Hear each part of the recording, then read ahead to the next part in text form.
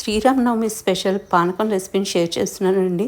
విడ్డూరం కాకపోతే పానకం రెసిపీ కూడా షేర్ చేయాలా అని మీరు అనుకోవచ్చు. ఒక్కొక్క ఇంట్లో ఒక్కో రకంగా చేస్తారు. నేనైతే ఈ విధంగా చేస్తాను అనమాట. ఫస్ట్ ఒక బౌల్లోకి ఫ్రెష్ వాటర్ తీసేసుకున్నానండి. తర్వాత వీటన్నిటిని రెడీ చేసుకుని పెట్టేసుకున్నాను. దీని గురించి నేను ఆల్మోస్ట్ 3/4 కప్పు, ఇప్పుడు మీకు చూపిస్తున్న కప్పులోంచి 3/4 కప్పు వరకు బెల్లం వేసుకున్నాను. తీపి మీ ఇష్టం అండి, ఎక్కువ తక్కువ చేసుకోవచ్చు. మిరియాల పొడి వేసుకున్నాను. 1 టేబుల్ స్పూన్ నిండా సొంటిని చక్కగా గ్రైండ్ చేసుకుని ఈ విధంగా పౌడర్ చేసుకుంటాం. దాంట్లోంచి ఒక 1/4 టీ స్పూన్ ని మనం యాడ్ చేస్తున్నాము ఈ క్వాంటిటీ కోసం. చాలా చాలా బాగుంటుంది అనమాట. ఆ స్మెల్, సువాసన, ఫ్రెష్నెస్. తర్వాత ఇలాచి పొడి, అంటే పైన పొపర్ లేకుండా, అంటే పైన లేయర్ రాకుండా గింజలను మాత్రమే ఈ విధంగా పౌడర్ చేసుకుంటాం. అది యాడ్ చేసుకున్నాం. మీరు చక్కగా ధారాళంగా వేసుకోవచ్చు. ఇంకా తులసి ఆకులు ఫ్రెష్ అయి తీసుకుని ఈ విధంగా చిన్న చిన్న కట్ చేసుకుని వేసుకుంటాము. ఇప్పుడు వీటన్నిటిని మంచిగా మిక్స్ అయ్యేలాగా మనము కలుపుకుంటామండి. బెల్లం అంతా డైల్యూట్ అవుతుంది.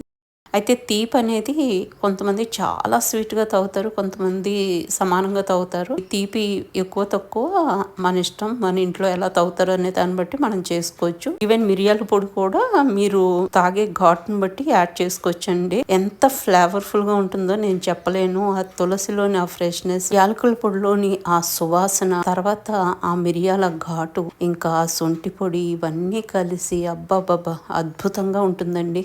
అంతేకాకుండా ఈ వేసవి తాపాన్ని చల్లార్చేటువంటి లక్షణం ఈ పానకానికి ఉంటుందండి. దానిలో ఎన్నో ఔషధ గుణాలు ఉన్నాయి. మేము ఇంకా పానకం రెడీ చేశాక రాముల వారికి నైవేద్యంగా సమర్పించి మేము తీసుకోవడం జరిగిందండి. ఇంకా ఫ్రిడ్జ్ లో పెట్టుకొని ఆర్ఆర్గా తాగుతూ ఉంటే వావ్, సూపర్ గా ఉంటుందండి. చాలా చాలా టేస్టీగా ఉంటుంది.